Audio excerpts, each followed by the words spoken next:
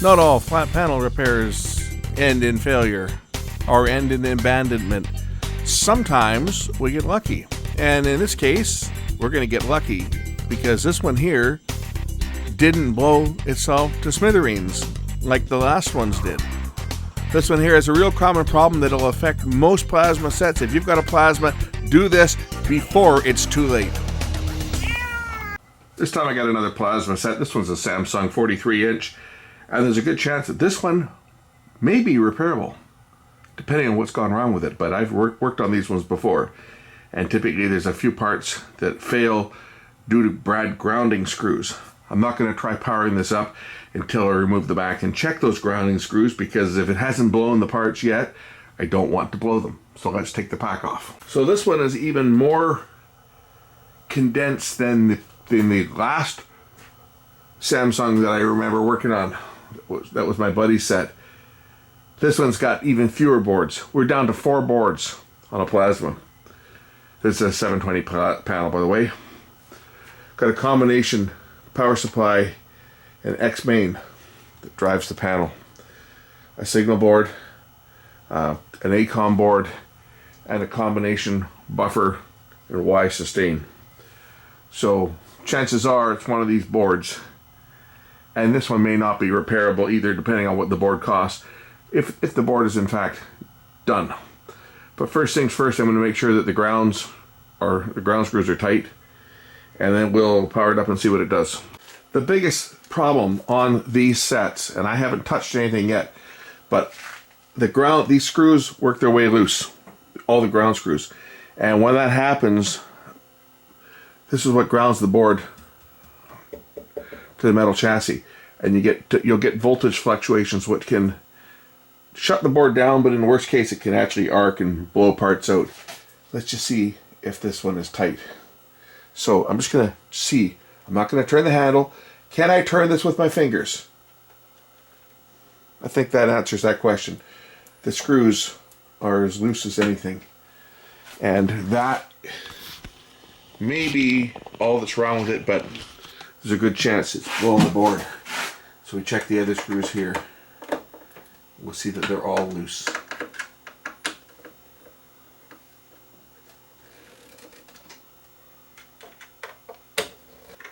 Most of them are loose. So we'll tighten down these screws and then just try powering this up and see what happens. Over on the power board, same thing.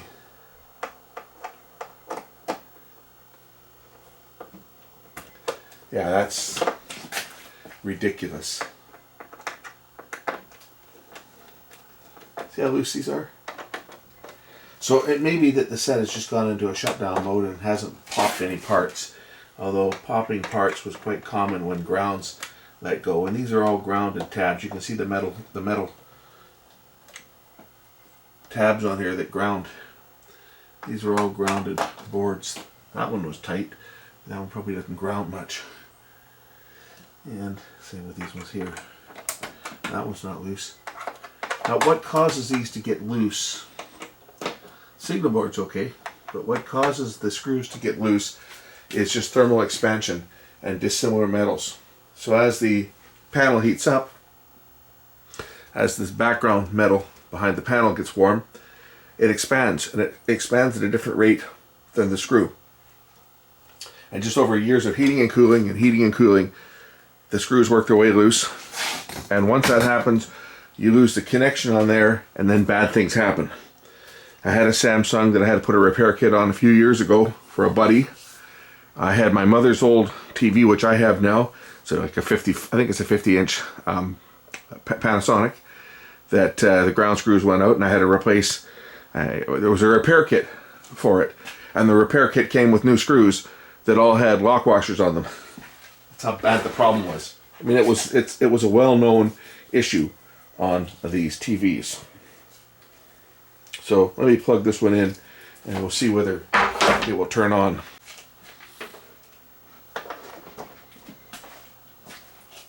Gotta find where the power button is on this set. On the back here somewhere, there's a little button. Down here. Okay, got a flashing green light. That's the health light. It's flashing at about the right rate. Ha ha ha ha! This sucker's working! Excellent! Woohoo! Just bad grounds. That's all that went wrong with this. The set shut down. The person that had it didn't keep turning the set on. When it shut down, they took it out of service. Sometimes people will turn it back on and it'll run, and then it'll go out again, and then they'll turn it back on and it'll run, and it'll go out again, and it'll do strange things, and eventually something goes pop, and then you got to replace parts. In this case, damn, I lucked out. This TV's working. Let's get something connected to it and see how the picture looks. Well, there it is, displaying my security cameras. Let's see what else I can get on this. This is Story TV, just off the air. It's only a 480 program off of a digital TV. This TV is not a smart TV, but it does support media. Let's play some video. Let's play that one. Will it play? It better play. It's HD. Ah, there we go. Beautiful! I shot this video years ago. You know, I'm pretty happy with this one. This is a set I'm going to keep. And I'll tell you what's going to happen with this set. I got a video of my aquarium that I did back in, probably 10 years ago. I had a real nice aquarium that it had coral and lots of fish in it, but over the years the fish have slowly started to die off, and I'm down to like 3. And I'm just going to dismantle it when the fish die. I'm not going to put any more money into it. My kids have all grown. It was there for when they were little, and they enjoyed it. It's a saltwater tank, but some of these fish can live forever, and some of them are very old. I've had them since probably 2000. When did I put the tank in? I put this tank in 2009, but I had a smaller tank before, say 2004 maybe. So I've had it a long time, and some of those fish are original. Clownfish, for example, the bloody things can live 20 years, more than 20 years. But I did a real nice video when my tank was in showcase condition. I think I've shown it before. And when the tank gets removed, I was going to put a TV in place of it, just to display the aquarium. It'll look like an aquarium. And this TV just might be the perfect candidate for that, because it's not a smart TV, but it's a fairly thin set. It's not a real thick, big TV. It's fairly thin, and it will deliver a really nice picture. Being a plasma, you can see it at any angle, unlike LCD, where you pretty much have to be looking within their plane of, both vertically and horizontally. If you're off to an angle, they don't look that good. I could mount this on a wall, and anywhere in the room, it would look like you were sitting right in front of it. So I think that's what's going to happen to this TV. I will frame it up. I'll keep this one. I don't see any burn-in on it. It's working, and all that was wrong with this was loose ground screws. I know somebody's going to chime in. I know right away someone's going to say that's not what was wrong with it. I'm telling you, that's the #1 cause of failure on all the plasma TVs. Every manufacturer. If you've got a plasma TV that's working, my recommendation to you is take the back off it and tighten down all the ground screws before it blows up. Because if you can tighten those screws before something goes pop, the TV won't go pop.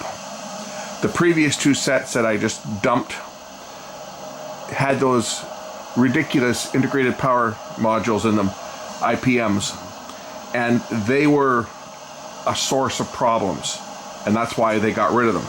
But as you saw on the back of this set, and I'll turn it around again, this one here, the parts count is very low. It is really quite energy efficient. Remember, this is a 42-inch TV. The old plasmas of this size could draw upwards of 400 to 500 watts. In fact, I have a THX certified plasma that I think they say the power consumption is 500 watts. The newer ones never drew that kind of power. They all had to be Energy Star certified. This one here, displaying a full white screen with nothing else on the screen, 100% white, cranked up full, will draw about 201 watt. when they're displaying normal content, which doesn't have a full white screen, the power consumption on these is actually quite reasonable. If I put my power meter on here, we can see what power this thing actually draws. Right now it's drawing 100 watts. That's showing a screen with just snow, like you'd get from an analog station when there's no signal. I'm going to bring back up the video and see what it draws on that video with the waves crashing in. So showing that video, 150 watts with all the waves crashing in. I'm going to go see if I can dig up my aquarium video. I'll put that on that USB stick and we'll see how it looks on this set. So there's the watt meter showing the consumption of power. I actually have the aquarium video showing now. I'll show you how it looks on this set. It looks fantastic. So that's my aquarium. It was shot in 1080. This is displaying it in 720. What my tank looked like when it was in its prime, when I had lots of fish. I'm now down to just one of these chromis, and I'm down to 2 clownfish. There's one of them there. There's 2 of them. But I'm down to 2 of these and 1 of those. And these ones can live like 30 years and these ones can live like 23 or 24. So well, I've still got some of these corals are still there, but my lights are all at the point where they're metal halide lights. I can't buy the bulbs anymore. They've stopped making the bulbs. They've stopped making the fluorescents that also provide illumination. So the lights in there are really old. I can't get replacements. They want to sell me an LED fixture. An LED fixture for this tank is like $4,000 for one that's big enough to support corals, because it's quite a big tank. This is a 90-gallon tank. It's 4 feet long by 2 feet deep and 2 feet high. So the decision has been made that when the fish die, however long that takes, that the last fish anyway, that I will dismantle it and then sell it, and somebody else can. It's got a sump and everything below it. It's got filters and everything below the tank, but it will be sold off. And where the tank was sitting, I was going to put a smart TV on the wall, just so that I can, turn on the tank and enjoy the video I made of the fish when they were there. This shot doesn't stay the same. It changes to different shots throughout it, but it'll just repeat over. But anyway, perfect TV for that, because the quality of it looks good. You can be at any angle anywhere in the room.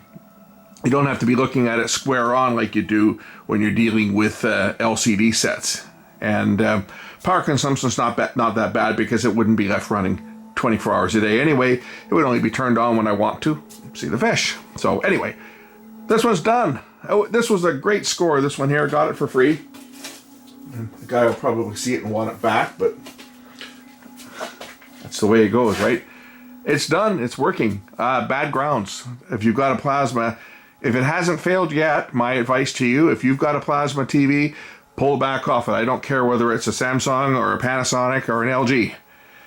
Pull back off it and tighten down those screws, because they will work their way loose.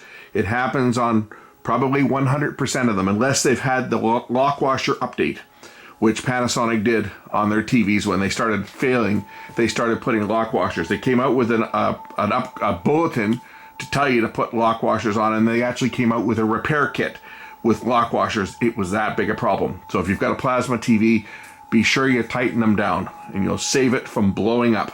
And other than that, these TVs are really reliable. Far more reliable than any of the TVs, especially the LED sets that you get today. Far more reliable. And I still like the picture off them. They have a beautiful picture. Thanks for watching.